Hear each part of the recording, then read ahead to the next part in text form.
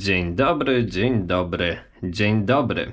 W dniu dzisiejszym, tak, kolejny dumper. Przepraszam was, że tego tyle jest, ale to są rzeczy, których naprawdę w internecie jest po prostu mało. Po prostsze rzeczy możecie iść do Szajbajka albo być cierpliwymi i ja kiedyś pewnie o tym nagram, ale takie rzeczy jak tutaj wam, serwisantom, moim widzom, mogą uratować parę złotych w kieszeni. No w dniu dzisiejszym pokażę wam, jak zaoszczędzić 2200 zł, no i wtedy będziecie mogli zrobić system Gemini, czyli system, który w Cannondale'u pozwala nam na przełączanie się pomiędzy dwoma wariantami komory powietrznej.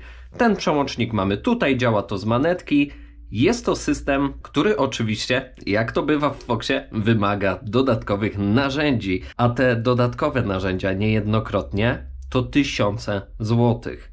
Czasami są one potrzebne ze względu na konstrukcję, ale niejednokrotnie, takie mam prawo, to moja prywatna opinia, uważam za patologię serwisową. Bo w wypadku tego dampera producent proponuje dokupienie kluczy za 2200 zł, które w wypadku dampera, który robimy za 200-300 zł, zależy kto jakie ma ceny w serwisie, naprawdę zwracają się. Ile takich Gemini widzieliście na ścieżkach, trasach, bike parkach? Kilkadziesiąt, może kilkaset. To się rozejdzie po kilkunastu, kilkudziesięciu serwisach w Polsce i na jakieś naprawdę obłożone serwisy trafia tego prawdopodobnie tyle, że się to opłaca. Ale na mniejsze serwisy nie opłaca się kupować takich części i w tym wypadku nie trzeba. Dlaczego? Pokażę wam wszystko już za chwilę. Zaczynajmy. W tym wypadku jest to DPS, może to być DPX2, może być to Floatix. Różne dampery były zaopatrywane w ten system Gemini, ale na tym przykładzie zobaczycie, na czym to polega. Przede wszystkim mamy tutaj Evola stojącego na linii, żeby ściągnąć cały ten moduł Gemini, więc najpierw pozbywamy się tej puszki powiększającej komorę negatywną. Podważamy sobie pierścień i jeden pierścień zaciskowy nam schodzi. Teraz możemy sobie, skorzystam ze szmateczki, puszka Evol nam schodzi. Mamy dwa o-ringi, jeden o-ring, ciach, i u góry puszka, żeby nie przesuwała się nam do góry, jest zabezpieczona takim samym pierścieniem. Tutaj tych rowków jest kilka, więc ściąganie zajmie wam chwilkę, bo to trzeba przeklikać przez te wszystkie rowki. I drugi pierścień nam zszedł. Teraz troszkę inny pierścień zaciskowy trzyma nam cały ten moduł. Jeden z jego końców ma takie ładne wycięcie, które się nam ładnie podważa. Także robimy sobie rundkę dookoła, jak już go podważymy z jednej strony. No i on nam zszedł.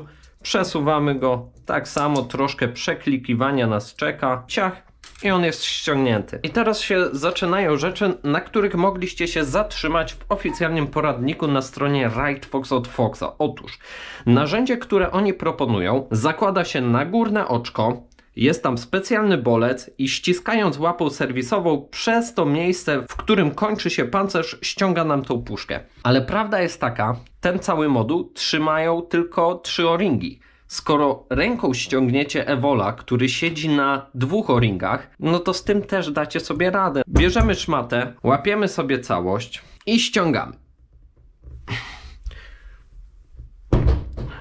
Ok.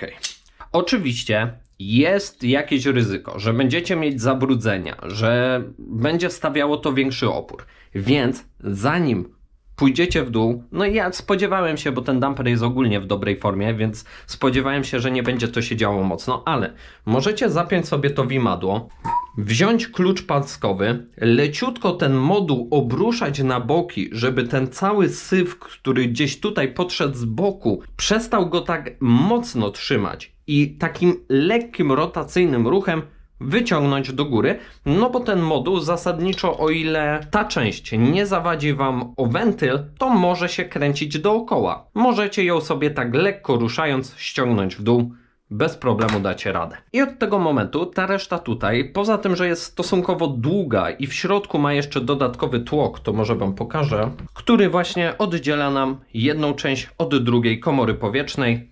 I w zasadzie cała reszta tutaj to konstrukcja, z którą bez problemu, poza tymi drobnymi różnicami, sobie spokojnie poradzicie, ale jeśli chodzi o Gemini, to nie koniec. Ten moduł robimy już normalnie i zaczynamy sobie od tego, że bierzemy Torxa 8 i tym Torxem 8 wykręcamy śrubeczkę, która trzyma nam to pokrętełko. Bo dla osób, które nie do końca jeszcze widzą, jak to działa, to tu przychodzi nam pancerz, linka oplata ten element, który po prostu tutaj tą śrubką, jak to w Foxach, dokręcamy linkę, no i przez tą rotację przesuwa się tam taki pływaczek, który po prostu moduluje nam tutaj to działanie komory powietrznej w zależności od tego, jak to chcemy mieć. I wykręcamy sobie Torxem nie całkowicie, bo nie ma takiej potrzeby, tylko właśnie na tyle, żeby to nam ładnie wyskoczyło.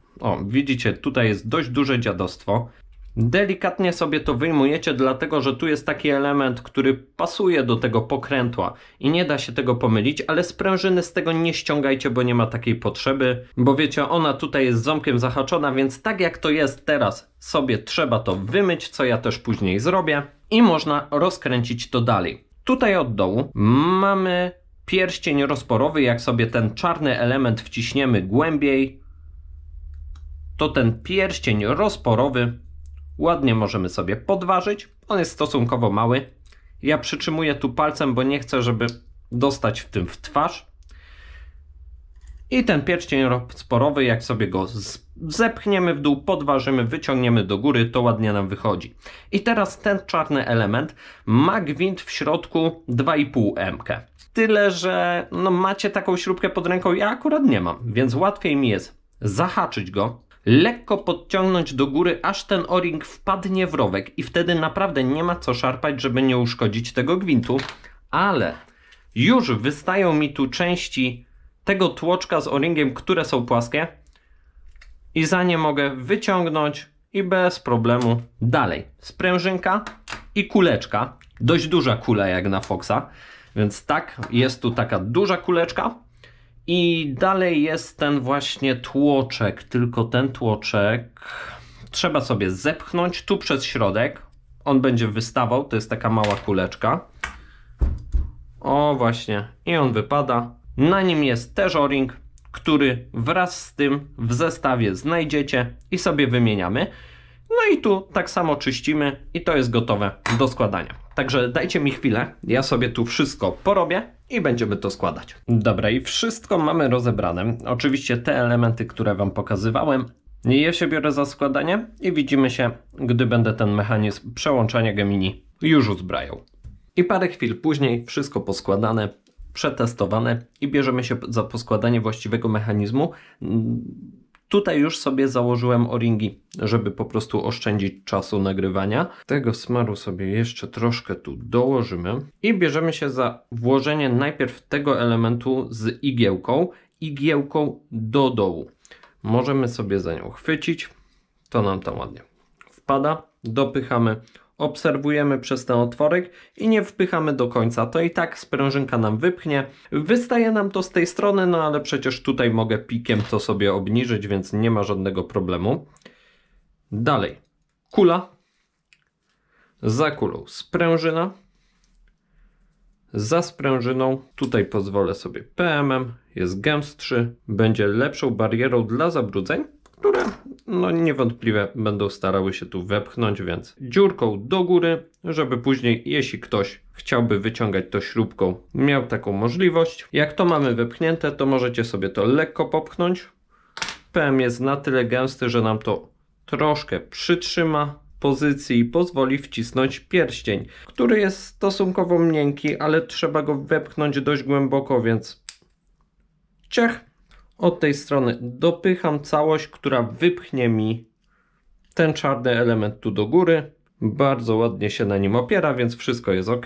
Teraz znów do przekręcenia tego elementu ponoć przydałby się super drogi klucz, ale poradzimy sobie bez niego. Ja daję sobie trochę PM-a tutaj, żeby to ładnie w ten PM się wkleiło. Na samą sprężynkę tak samo PM, raczej solidnie, bo widzieliście, że tu zabrudzeń było całkiem sporo, więc ja sobie tu jeszcze walnę trochę PM-a do środka. Ta wystająca część sprężynki ma tutaj swoją dziurkę, trzeba w nią nacelować.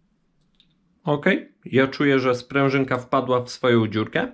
I teraz znów łapiemy za Torxa tutaj od spodu. Dla osób, które chciałyby, można go wykręcić, zanim jest tylko kuleczka, a ten Torx jest w postaci takiego duckpointa z bolczykiem, tylko wypycha tą kuleczkę, która ogranicza nam tu obrót. Jeśli nie wydaliśmy set złotych na specjalny śrubokręt do tego, to spokojnie możemy to zrobić imbusem, nic się nie stanie, tu nie ma aż tak dużych sił. Po prostu lekko to nakręcamy, tyle żeby minęło się z wejściem na pancerz.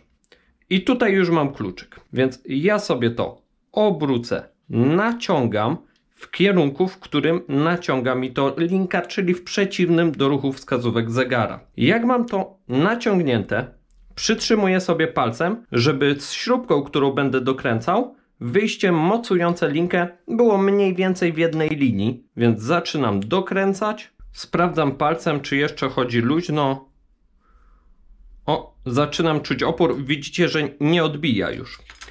Co w zasadzie oznacza, że dokręciłem poprzez śrubkę kuleczkę, tak że docisnęła mi tę całość. Cofam się. OK, to była jakaś 1/8 obrotu. Sprawdzam sobie teraz. Czuć lekki opór. To jeszcze nie to, jeszcze dajemy 1/8. Powiedzmy, że to tyle. Nic nie skrobię. Jest ładnie sprężynka napięta. Nie ma oporu, ładnie się nam zatrzymuje, więc ten moduł mamy ładnie skręcony i to jest gotowe. Proste, co nie? I teraz czas na montaż całej reszty. O-ring wskazujący SAG, to mogę sobie założyć, on tu nie będzie przeszkadzał. 2 o-ringi od Evola, tutaj 3 o-ringi od modułu Gemini. Największy z nich będzie tutaj, a te 2 mniejsze będą jeden ograniczający Gemini z tej strony i jeden pomiędzy komorami powietrznymi, więc oczywiście smar. I jak to mamy wciśnięte, no to lecimy z Gemini. Ja sobie zrobię tak. Delikatna warstwa rozsmarowuję, żebym nie miał takiej pajdy smarującej, tylko całość od środka, żeby była delikatna warstwa, która ułatwi mi nasuwanie i też później oczywiście uszczelni. Pamiętamy o właściwym ustawieniu, no inaczej się tego nie da poprawnie założyć. Patrzymy, żeby ta końcówka, która trzyma pancerz, nie wypadła gdzieś między wentylem a blokadą. Łapiemy sobie przez szmatkę lekkim takim rotacyjnym ruchem i voilà. Ładnie się wcisło. To nie jest ciężko, nie? O-ringi są nasmarowane, to raczej wchodzi tak kilkanaście kilogramów trzeba dołożyć. Jest ciężej niż Evol, ale to po prostu szkoda czasu na dodatkowe klucze, bo więcej czasu zajmie ich wyciągnięcie. Oczywiście głównym wyznacznikiem tego, czy dopchnęliśmy wystarczająco, ale no wierzcie mi, zauważycie, że tak. No jest to, czy pojawiła się szparka na zaciskowy pierścień. Ciach, słyszeliście, jak satysfakcjonująco się wkliknął. Można się upewnić, czy doszedł z każdej strony. I tak oto tajniki modułu Gemini stanęły przed Wami otworem, a ja mam do Was pytanie. Jakie narzędzie serwisowe króluje na Waszej liście narzędzi bezsensownie drogich? Takich, które można mieć, a nie trzeba, bo pamiętajcie, że ja nie neguję posiadania tych narzędzi. Domyślam się, że jeśli ktoś miałby zrobić 5 takich damperów w ciągu dnia i za każdym razem musiałby się posiłować z tym, to by mu się nie chciało. Lepiej założyć odpowiednie przystawki do łapy, delikatnie nacisnąć i po robocie, ale na kilkanaście razy w roku, w mojej opinii, nie ma to sensu. Co według Was jest takiego bezsensownego serwisowo, co można, a nie trzeba mieć? Tyle z mojej strony na dziś, trzymajcie się i mam nadzieję, że teraz i Wy wiecie, jak taki moduł Gemini w pełni przeserwisować. Trzymajcie się, cześć!